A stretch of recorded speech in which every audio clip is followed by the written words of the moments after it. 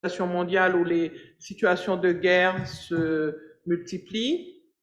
Et puis, beaucoup de réussite dans l'ensemble de vos projets. Voilà.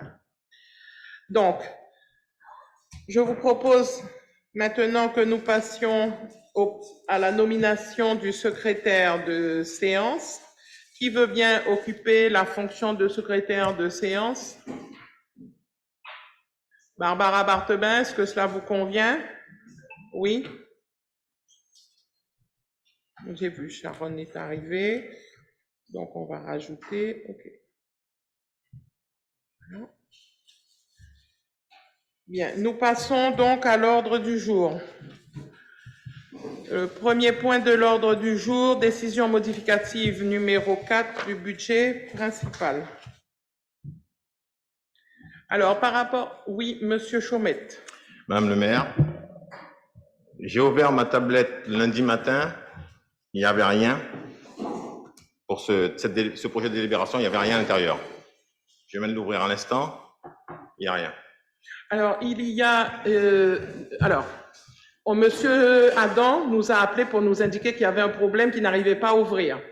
Alors, je pense qu'au cabinet, on a expliqué qu'il fallait appuyer sur la pièce jointe. Comment? Mais il n'y a pas de pièce jointe. Il n'y a pas de pièce jointe, c'est pas possible. Oui, alors. Il y a eu ce problème-là et j'ai été au service où ils installent. Informatique, oui. Voilà, j'ai été hier et ils ont. Parce que quand vous avez appelé hier, Monsieur Adam, on était, c'est hier ou avant-hier, je ne sais plus, on était ensemble et on a regardé sur les tablettes de 2 personnes qui étaient là. C'était qui était là? Madame Barthebin et Madame Vorthuizen, pour vérifier que c'était bien sur les tablettes. Ceci est dit, Madame le maire, puisque oui. Je parle toujours et je vous questionne à chaque fois pour la même chose, que ce soit pour des délibérations d'attribution de subventions, où le mot respect doit être de rigueur. Le respect n'est pas contre ma personne physique, mais à la moralité que je représente, un élu. Je suis au conseil municipal, j'ai allumé, il n'y a rien.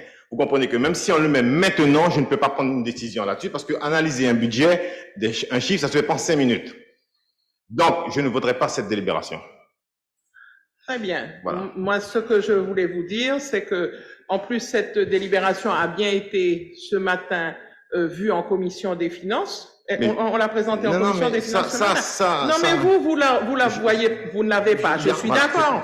Mais je veux savoir si personne ne l'a, parce que c'est ça. Moi, c'est un problème à chaque fois, parce qu'on me dit il y en a qui l'ont, il y en a qui l'ont pas. Oui, mais Madame le maire, vous me dites que Monsieur Adam, mon collègue, vous a interpellé hier. Vous avez envoyé la convocation bien en avant, 5 jours avant, oui. Le vendredi. Dans ce cas, lorsqu'on envoie une convocation, il faut qu'il y ait les pièces jointes à l'intérieur. Déjà, vous convoquez un conseil municipal, convoquez un conseil municipal avec les pièces qui doit y être quand même. C'est pas possible. Alors, si Monsieur Adam n'avait pas interpellé hier, ça veut dire que personne n'aurait eu ça, et puis on découvre en séance ce qui a des chiffres, et on sait très bien que, puisque à chaque fois, lorsqu'il y a un budget, on a interpellé concernant le budget et on essaie d'être constructif. Il y a eu des applaudissements à certains conseils municipaux comme si on n'était pas dans la commission finance. Et nous avons démontré qu'on n'avait pas besoin d'être dans la commission finance pour comprendre les chiffres. Monsieur Chaumette, j'entends ce que vous me dites. Moi, ce que je vous dis, c'est que justement, quand on a été interpellé en disant qu'il n'y avait pas, on a même vérifié. J'étais là, j'ai vu. Donc, il y a un truc, s'il y a quelque chose que j'ai du mal à comprendre, j'entends ce que vous me dites. Mais moi, je vous dis qu'on a été interpellé parce que quand les gens ne voient pas la délibération, qui nous interpellent, ils ne voient pas la délibération, on s'inquiète de savoir ce qui se passe. À ce moment-là, on a vérifié, et moi j'ai vérifié que la délibération, à ce moment-là, était bien. On a dit qu'elle sera remise, on a regardé, ça apparaissait. Donc, il y a quelque chose que je ne comprends pas. Ou alors, il faut vraiment qu'on m'explique comment ça fonctionne, parce que là, il y a un vrai problème. Bon, Monsieur Adam. Oui, merci Madame le maire. C'est vrai que il a fallu quand même, on va dire quand c'est la veille du conseil municipal où le DGS a quand même confirmé qu'on va remettre. C'est-à-dire qu'à la base, nous, en tout cas sur les tablettes des membres de l'opposition, même si nous sommes des membres à part entière, il n'y avait pas, en tout cas hier matin, jusqu'à hier matin, il n'y avait pas de rapport. même sur certains collègues de la majorité, on a questionné, il y avait quand même pas, et la collègue vient de le confirmer, qu'il a fallu qu'elle se déplace, et sur un sujet aussi important, parce que vous n'êtes pas sans savoir, chers collègues, que nous sommes sur une année, comme on dit, complémentaire, c'est-à-dire que normalement on aurait dû arrêter avant, malgré ça on va plus loin, et ce rapport-là est arrivé trop tardivement. Après, vous allez nous expliquer, mais je crois que en tant qu'élu responsable sur des choses qui engagent les finances de la collectivité, il faut qu'on puisse prendre le temps, parce que quand on reçoit ça hier, pour confondre, croiser avec effectivement ce que vous rappelez dans ce rapport, pour dire qu'il y a eu des dépenses qui ne sont pas des dépenses qu'on n'avait pas provisionnées, qui ont été, qui ont eu lieu, des recettes qu'on n'avait pas provisionnées, qui sont finalement des recettes qui sont arrivées, et donc tout ça, il aurait fallu qu'on ait le temps pour croiser. Chacun travaille, chacun fait un certain nombre de choses, mène sa vie, et donc on trouve que c'est arrivé beaucoup trop tardivement. Je crois que ici, les services peuvent nous rappeler quels sont les délais pour recevoir, parce que je crois qu'il y a un délai de convocation, mais il y a aussi un délai pour remettre les rapports, et tout ça n'a pas été fait comme il se doit. Alors, j'entends tout à fait, mais moi j'aimerais comprendre, mais moi je vais m'adresser au DGS parce que pour le coup, quand on envoie, est-ce qu'on peut vérifier que les gens reçoivent? Parce que moi, ce que je dis, c'est que sur certaines tablettes, il y a, et sur d'autres, il n'y a pas ça. S'il y a un problème, il faut qu'on m'explique comment ça marche. Alors, je ne sais pas si c'est parce que, en fonction de l'endroit où on se situe, mais même quand on vient en mairie, normalement, ça ouvre et ça donne la délibération. Moi, hier, j'ai vu moi-même parce que j'ai vérifié moi-même hier. J'ai vérifié moi-même. Donc, je comprends même pas qu'on me dise qu'il n'y a pas sur vos tablettes. Vous comprenez, Monsieur Chaumet, ce que je dis, c'est que moi, j'ai vérifié personnellement. Quand on m'interpelle et qu'on me demande, on dit il n'y a pas, je demande la vérification. On était plusieurs élus ensemble, on a vérifié sur 2 tablettes différentes. Celle de Madame Barthebin et celle de Madame Vortuizen pour voir, parce que ce sont des gens qui n'habitent pas sur le même lieu sur la commune, pour voir qu'est-ce qu'il y a. Et les 2 tablettes, il y avait la délibération. Donc je ne comprends même pas pourquoi vous n'avez pas la délibération sur votre tablette. Je ne comprends pas. Même si je veux essayer de comprendre, je ne comprends pas pourquoi vous ne l'avez pas sur votre tablette.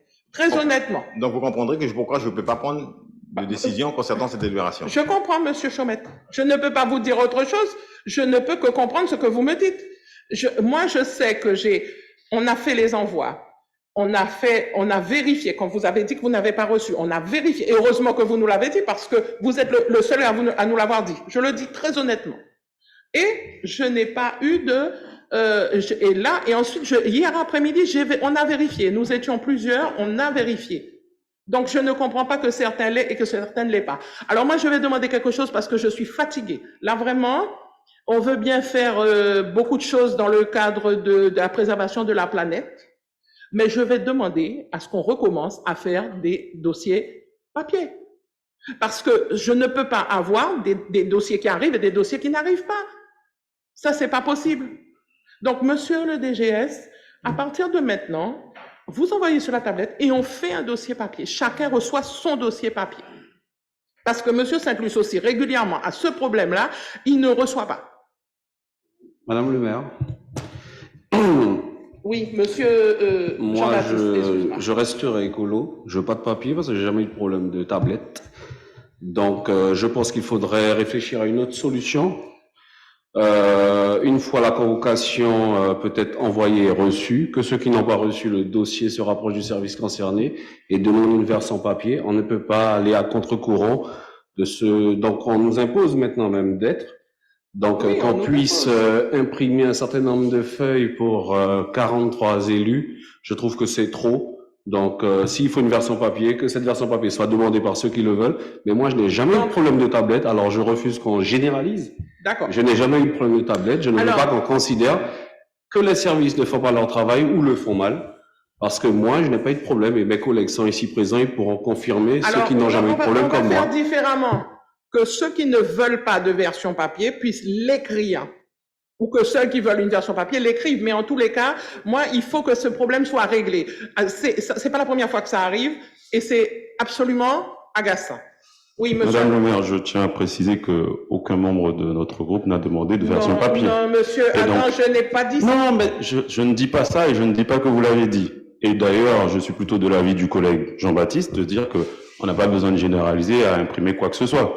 S'il y a un sujet, là, on parle de finances, c'est ce qui nous dérange. Ça peut arriver, et c'est pas qu'une question de zone ou de groupe, c'est tout simplement que nous ne l'avons pas eu. Le DGS a confirmé que ça allait être remis. Ça veut dire que ça n'y était pas. Ça, on parle tous et on comprend. On parle tous et à aucun moment, qui que ce soit ici ne dit que les services sont incompétents ou ne font pas leur boulot. On a signalé quelque chose. Nous sommes tous d'accord sur ce point. Il ne faut pas qu'on parte dans une dynamique où on se disperse du sujet principal. D'accord. En tous les cas, moi je comprends bien, mais comme ce n'est pas la première fois que ça arrive, moi j'aimerais bien, ou alors que le service de la DGS, dès l'envoi du conseil, puisse appeler les élus pour leur demander s'ils ont bien reçu le document. C'est ce qui se passe, hein, les appels. Non, mais non, là pour le coup, non. Là pour le coup, non, parce que quand Monsieur Adam nous a appelés, moi, j'avais pas du tout cette information-là. Et c'est là où je dis que dorénavant, quand le conseil est envoyé, il faut que le secrétariat, à ce moment-là, appelle et demande à ce que, si chacun a bien reçu les documents en annexe, enfin, les documents et les annexes. Donc, Madame Briquet. Alors, pour aller dans la même mouvance, si j'ai bien reçu, je n'ai pas besoin qu'on m'appelle pour dire que j'ai bien reçu, d'accord? Je n'ai pas reçu, j'appelle pour dire il y a un problème, je n'ai pas reçu. C'est le premier conseil de l'année. Démarrer sur une agressivité comme ça, je pense pas que ce soit le bon plan. On est parti encore pour durer 2 ans. Donc, si on part dans l'agressivité, ça n'ira pas loin. Alors, on a souhaité les vœux. On va souhaiter encore d'autres vœux. Que ça ne soit pas dans la convivialité. Merci. Bien, merci René-Lise. Mais enfin, je n'ai pas senti d'agressivité particulière. Mais. J'aurais souhaité savoir de qui. Non, mais. Parce que si c'est moi, il faut me le dire tout de suite. Hein. Tu as peut-être parlé un peu trop fort dans le micro, mais on a tous réagi parce qu'on a eu l'impression que tu criais. Non, non, je pense que pour les micros, il y a une petite explication et je vais le dire. Nous avons aujourd'hui 3 haut-parleurs qui ne fonctionnent pas, qui doivent être repris, et c'est vrai que quand on parle fort, ça résonne dans le micro, je le dis. Maintenant, je pense que on a tous compris qu'il y avait un problème. Donc, moi je demanderai, ceux qui n'ont pas vu, ceux qui ne voient pas sur leur tablette appellent, mais moi je demanderai quand même à la DGS d'appeler pour voir si tout le monde a bien reçu les documents. Je pense que ça va apaiser les choses aussi de le faire dans ce sens-là. Voilà. Après, il y a des collègues qui demandent une version papier. En général, le collègue Bernard Sellier, qui n'est pas là aujourd'hui, il aime bien avoir une version papier, il le demande. Donc, ceux qui souhaitent demander le demanderont. OK? Bon, je pense qu'on va revenir sur un peu de... On est bien, on est sur le premier conseil de l'année. Nous allons, avec beaucoup de sérénité, débattre. Voilà. Mais voilà. Madame le maire, ce que je voudrais vous... Oui, monsieur... C'est que les autres points, donc le point numéro 2, le 3, le 4, le 5, les pièces jointes ils sont. Hein. Oui, il n'y a que c'est le point 1 où il n'y a rien. D'accord, ok. Mais vous l'avez toujours pas, monsieur... Mais c'est ça qui me tracasse. Et madame non plus. Il faut... Alors, dis au micro pour savoir ce qu'il faut faire, parce que moi, ça me... Non, t'inquiète pas. mais je vais là. Oui, chers collègues, je voulais apporter une information à tous les collègues. On peut allumer la tablette. Lorsque vous voyez que vous n'avez pas le tableau concernant le premier point, il faut fermer l'application sur Il est libre et réactualiser. Et à ce moment-là, vous allez avoir le tableau qui affichera pour le premier point. Et pour finir, j'aimerais dire un mot concernant le service de la DSI. Les agents sont disponibles. Lorsqu'un élu n'a pas reçu son rapport pour X raison, vous appelez le cabinet, que ce soit un élu de la majorité ou de l'opposition, ça reste un élu. Vous appelez au cabinet, le cabinet alerte la DSI et les agents sont disponibles pour pouvoir tout naturellement gérer le problème sur la tablette. C'est tout. Bon. Bien. Alors, donc nous revenons donc au point sur la décision modificative numéro 4 du budget principal sur l'exercice 2023. Donc, il s'agit là effectivement que les crédits votés sur certaines lignes étaient insuffisants, donc ce n'est pas le montant global qui est modifié, mais bien des lignes sur lesquelles on va enlever et d'autres lignes sur lesquelles on va mettre. Alors, on a eu plus de recettes de fonctionnement, donc il faut l'inscrire. Ça, on n'a pas le choix, il faut l'inscrire. Et ça correspond aux dépenses qui ont été faites sur les lignes qui sont proposées. Donc, sur les recettes supplémentaires que nous avons eues en 013 et en 77, nous avons eu 460 000 euros. Sur la tablette, normalement, ceux qui avaient la délibération, je suis obligé de le dire comme ça parce que certains ne l'avaient pas, le montant initial qu'il y avait n'était pas 460 000, mais bien 475 000. Voilà.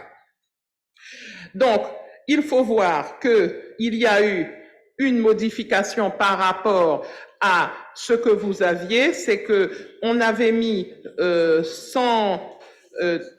on avait 15 000 de différence puisque on a pris sur la première délibération, j'ai pas l'ancienne, donc moi j'ai la dernière, donc il y a une différence de 15 000 euros. Voilà. C'est celle-là l'ancienne, montre-voir. Oui, monsieur Adam. Bah, déjà, on n'a pas les mêmes tableaux. C'est un autre problème. Pas possible. Donc, je sais pas comment on va délibérer, mais... Alors, je vais reprendre. La délibération, elle est affichée? Oui. OK, elle est affichée. On y va. Donc, en fait, ce que je vous explique, c'est qu'on a des recettes supplémentaires qu'on réattribue sur les lignes de fonctionnement. Nous avons eu en atténuation de charge 115 000 euros de plus. Et nous avons eu 345 000 en produits exceptionnels de plus. Ça fait un montant de 460 000 euros. Nous les avons répartis en dépenses de fonctionnement à 305 000 sur les charges à caractère général, à 130 000 sur les charges de personnel, à 60 000 sur les autres charges de gestion courante. Sur le compte de charges exceptionnelles, nous avions mis 38 000 euros, sauf que nous avons dépensé que 2 000 euros. Donc, on a récupéré les 35 000 euros qui avaient été mis sur cette ligne. Donc, ça fait moins 35 000 euros sur la ligne des charges exceptionnelles. Voilà. Je pense que c'est ce qui est affiché derrière moi et c'est ce que nous avons vu en commission des finances ce matin. Voilà. Monsieur Adam. Merci, Madame le maire. C'est quand même... enfin, conviendrait que c'est un peu embêtant. Bon, on a ajusté maintenant, on a retéléchargé la nouvelle version.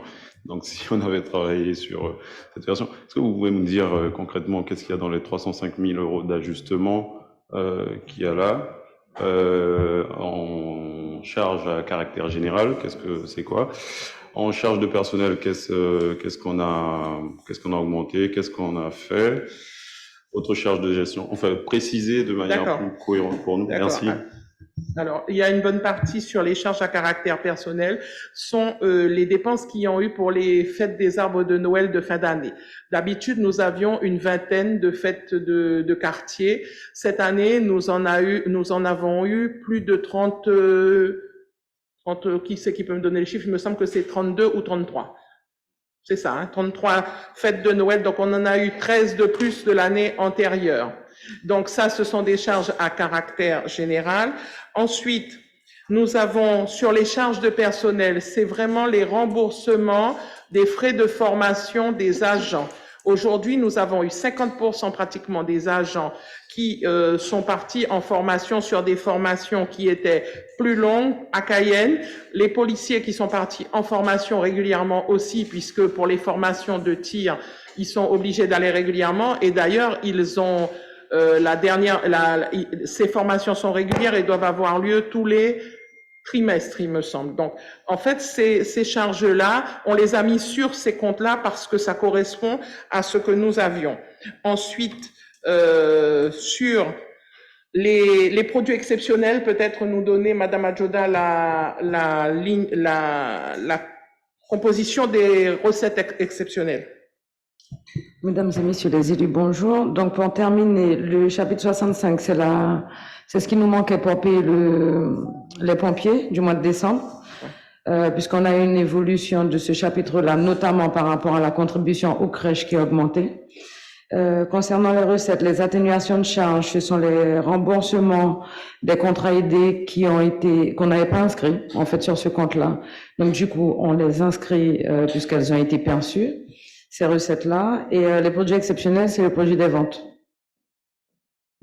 Oui, monsieur Adam. Oui, Madame Adjoda a précisé que ces atténuations, on l'a mis en atténuation de charge, mais est-ce que c'est bien le compte où ça doit figurer? Puisque j'ai senti que peut-être ça pouvait aller ailleurs ou...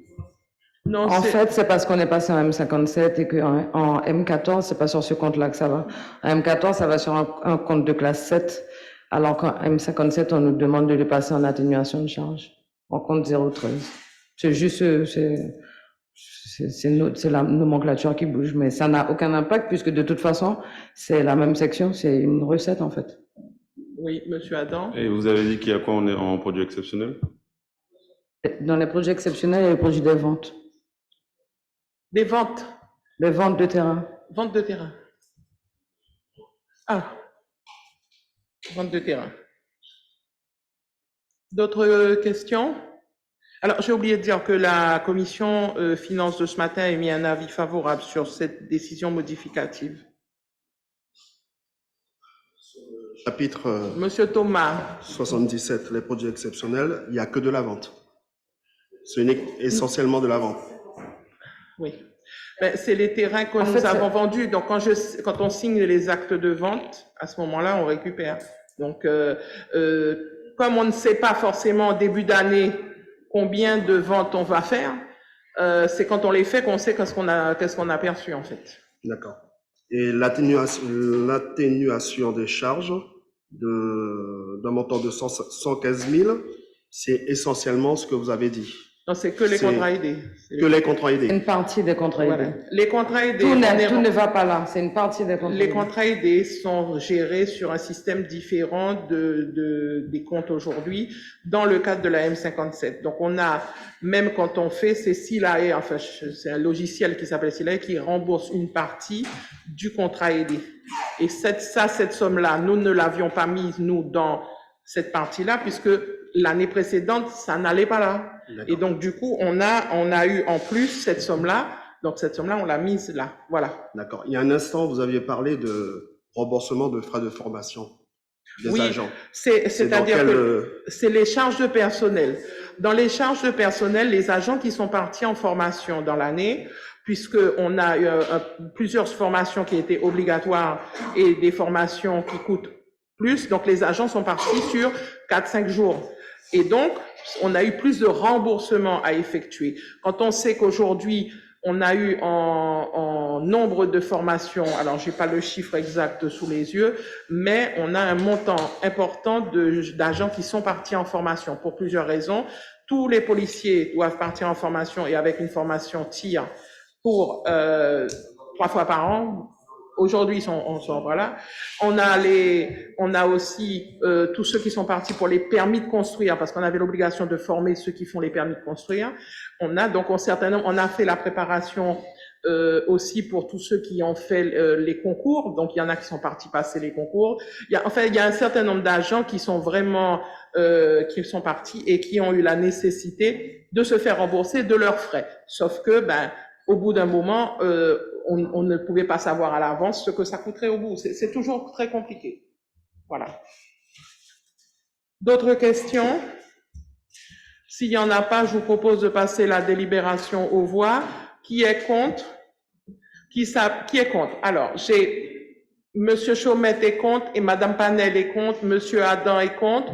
Monsieur Requena est contre. Qui s'abstient? Alors, on a donc Madame Chen, Madame Sommeil, Madame Fraser, j'ai loupé là, il y a quelqu'un qui avait la main. Monsieur Saint-Luce, Monsieur Thomas. Donc là, qui s'abstiennent. Donc, La délibération est adoptée. Nous passons aux délibérations suivantes qui concernent les demandes de subvention au titre du Fonds exceptionnel d'investissement pour l'année 2024. Donc, sur ces demandes, Monsieur Papayo. Oui, merci Madame le maire. Donc on est là sur la demande de financement au titre du FEI 2024 pour la création de la voie de desserte du groupe scolaire WinPew.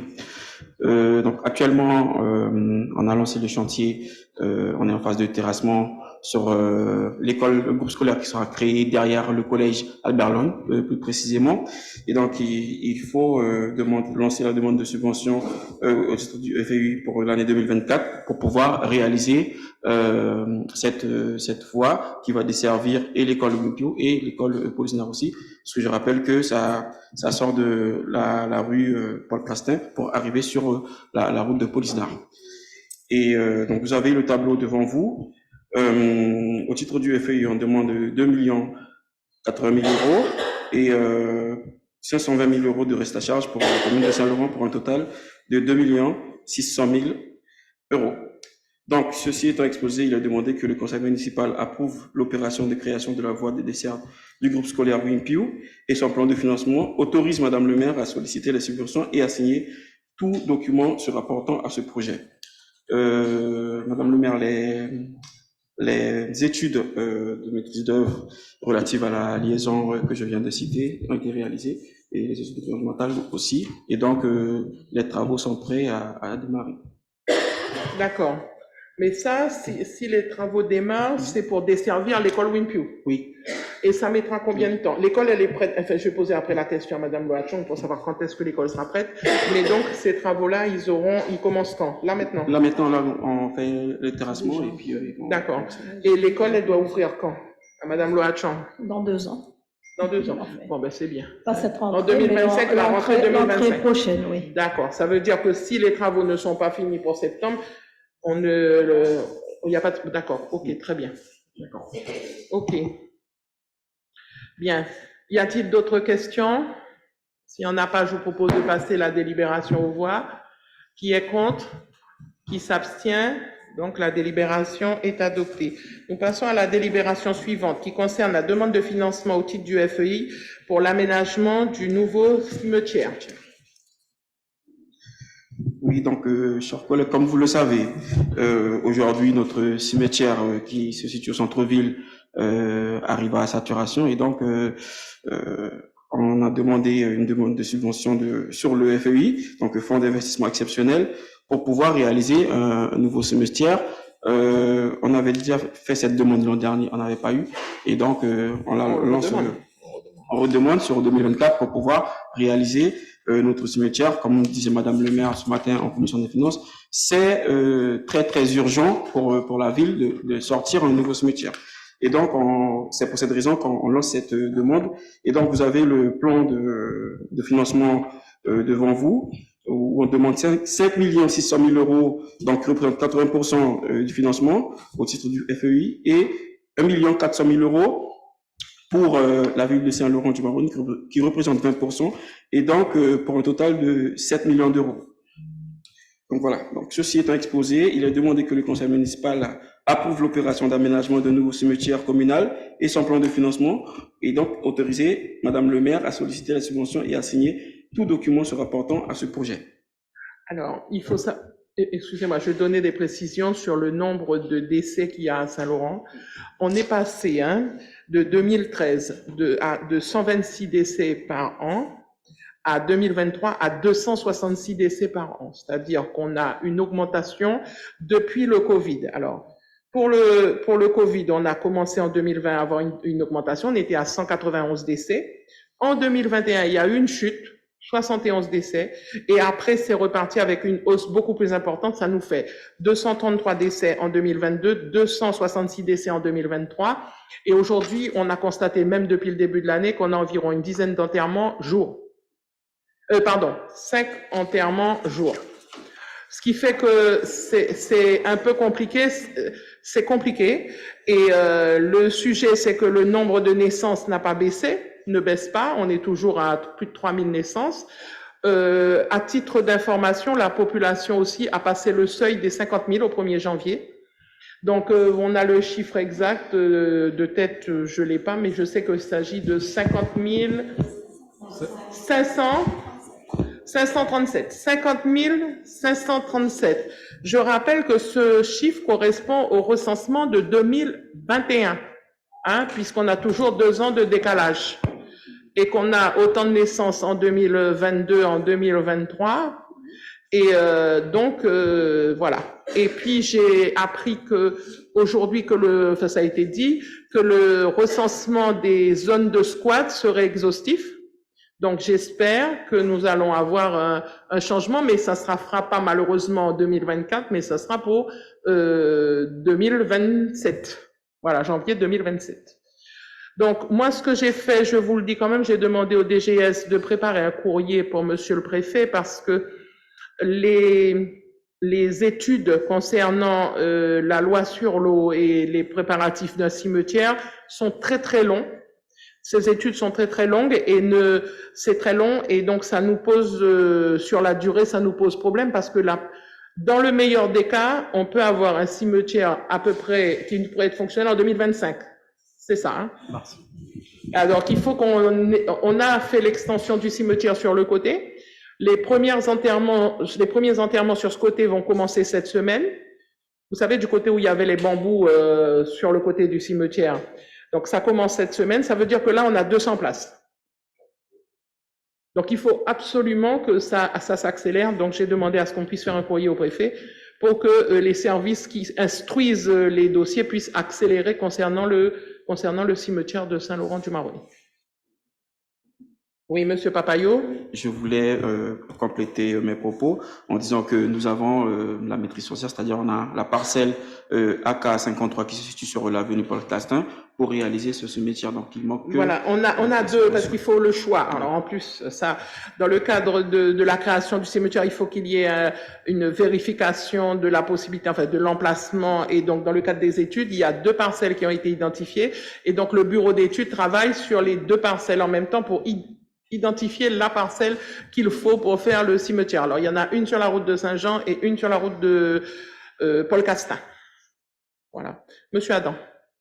Madame le maire, je vois plusieurs dossiers FEE. Est-ce que ces dossiers ont déjà été saisis ou envoyés au ministère? C'est parce que la plateforme était ouverte en décembre. On saisit les dossiers, ensuite on les passe en conseil municipal pour envoyer la délibération. Ah, je pensais que on arrêtait de saisir au 29 décembre. Mais si, c'est arrêté de saisir. Tous les dossiers sont saisis, mais il faut les passer en conseil. Parce que il faut officiellement demander. Et c'est le conseil qui demande officiellement les subventions, quelles qu'elles soient. Oui. Mais c'est ce qu'on fait chaque année, hein. En janvier, on fait en janvier. L'année dernière, on avait fait en février parce qu'ils avaient ouvert une tranche supplémentaire jusqu'au 21 janvier. Mais c'est en général, c'est ça. D'autres questions? Monsieur Saint-Luce. Oui, bonjour. Capacité environ 3700 emplacements. La parcelle, on n'a pas la superficie de la parcelle. 3700 et on dit déjà c'est proche de la saturation. Donc, dans le rapport, on n'a pas la superficie de la parcelle. C'est le cimetière actuel? Non. C'est le nouveau, ça. Paul Castin.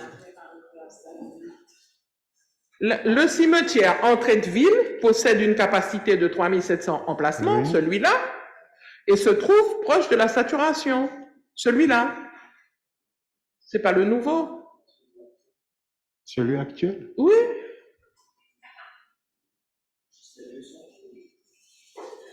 Voilà. Plus Paul Castin. Ah oui, c'est vrai, c'est la rue, l'avenue Paul Castin. Moi, j'étais... Non. En fait, la parcelle identifiée, c'est celle qui se trouve en face du nouveau château d'eau. Et l'autre sur la route de Saint-Jean. On était obligé de fournir, on a fourni deux parcelles. Et à partir de ça, le bureau d'études fait l'étude pour la création d'un cimetière avec tout ce qu'il faut. Et il va donner ses préconisations pour le meilleur emplacement. Parce qu'il faut pas que ce soit près d'un cours d'eau, faut pas. Enfin, il y a plein de contraintes pour un cimetière. On est près d'un cours d'eau, là. Non, mais on est en hauteur. Quand tu regardes la pente, tu vois quand on arrive près de Jakarta, quand on monte, tu arrives, tu vois la route qui monte. Mais c'est en haut. Donc, on est en hauteur. Oui, mais, écoute, le bureau d'études fera son travail et va nous dire ce qu'il y a lieu de faire. Voilà. D'autres questions? S'il n'y en a pas, je vous propose de passer la délibération aux voix. Qui est contre? Qui s'abstient? Donc, la délibération est adoptée. Nous passons à la délibération suivante qui concerne la réhabilitation des évacuations pluviales et voiries des lotissements Flore et Marie-Flore. Oui, donc, collègues, vous connaissez Marie-Flore et Flore. Ce sont deux quartiers qui sont situés à proximité de la crique Saint-Laurent, donc en zone PPRI, en zone inondable. Et donc, du coup, lorsqu'il pleut, rapidement, il y a des parcelles qui sont sous l'eau. Et du coup, nous, on veut rénover les voiries et redimensionner en tout cas les exécutoires de pluviales. Parce que lorsqu'ils ont construit ces deux lotissements, ils ont sous-dimensionné les exécutoires pluviaux. Et donc, du coup, aujourd'hui, systématiquement, en saison des pluies, ces quartiers sont sous l'eau. Voilà. Et puis, quand on a fait ces lotissements, il n'y avait pas le PPRI qui était en fonctionnement. Et donc, il y a une partie des maisons qui se trouvent en zone bleue, c'est-à-dire aléa faible, et qui sont inondées et qui peuvent être inondées. Et il arrive que ça soit inondé. Donc là, aujourd'hui, le but, c'est de pouvoir résoudre ce problème-là sur ces deux lotissements-là et refaire les voiries parce qu'elles sont aussi dans un état, mais c'est dû aux inondations régulières, quoi, aussi, hein, c'est un peu normal. Donc, Monsieur Adam. La mairie a déjà récupéré ses voiries? La mairie n'a pas encore récupéré les voiries, c'est ce que nous faisons. Dans le même temps, on essaie de récupérer les voiries, mais il faut faire les demandes de FEI parce que il y a vraiment, c'est vraiment dangereux sur la zone. À la fois, si vous allez sur place, vous verrez qu'il y a des bétons avec de la ferraille qui est en ça, et que la partie électrique avec les candélabres sont complètement en liaison avec tout ce qui est eau. Donc c'est dangereux. Là, on a un problème de sécurité sur le secteur, donc ça sera plus simple pour nous de récupérer cette partie-là. Et le nombre d'années d'existence aussi fait que c'est plus simple pour récupérer quand on arrive à un certain nombre, puisque ce sont des lotissements qui ont plus de 20 ans. Monsieur Thomas. Je vous ai interpellé à plusieurs reprises sur ce dossier-là, Madame le maire. Je vous avais même envoyé une vidéo de jeunes qui avaient cimenté la route et pour pouvoir justement répondre très rapidement. Et depuis, j'avais fait la demande qu'on puisse remettre un peu de gravillon. Jusqu'à ce jour, rien n'a été fait.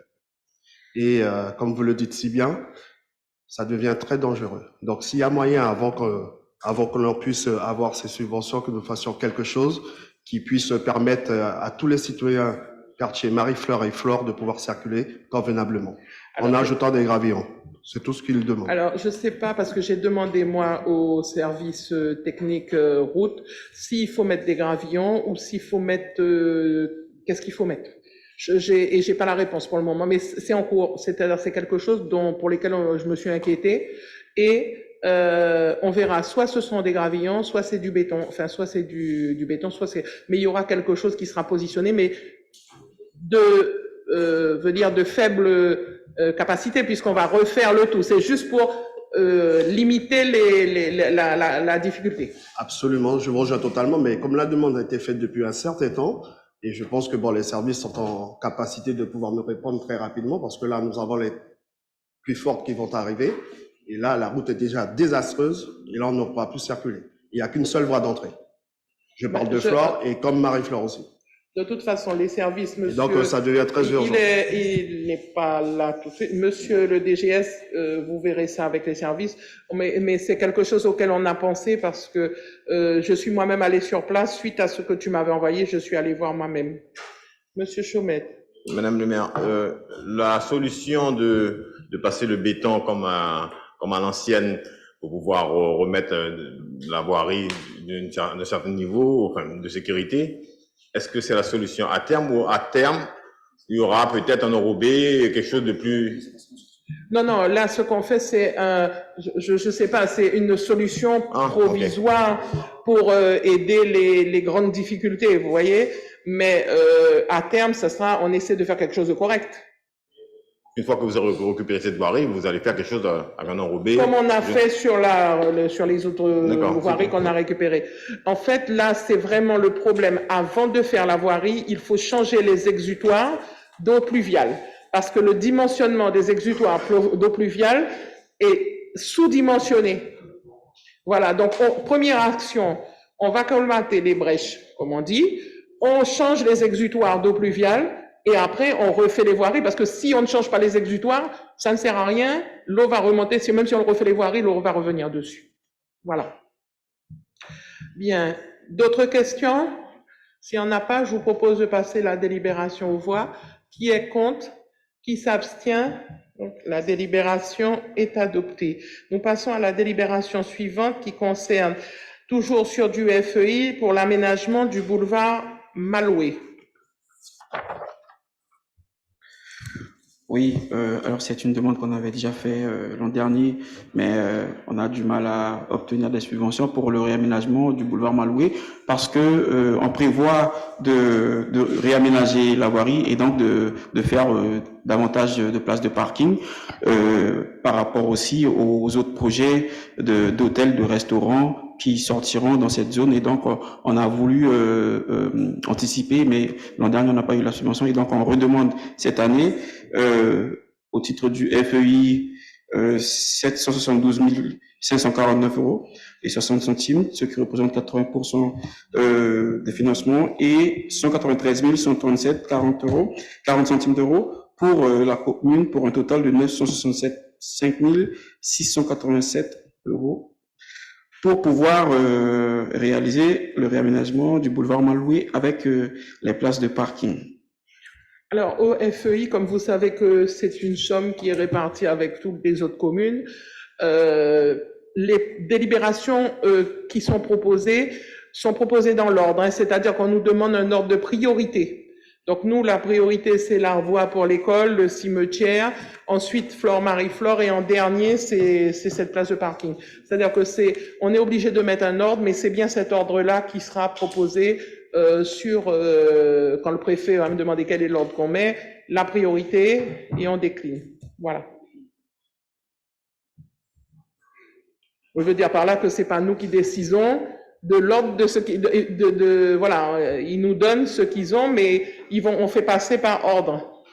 Il faut d'abord desservir l'école, le cimetière, et en dernier, on fera les places de stationnement, voilà. Bien.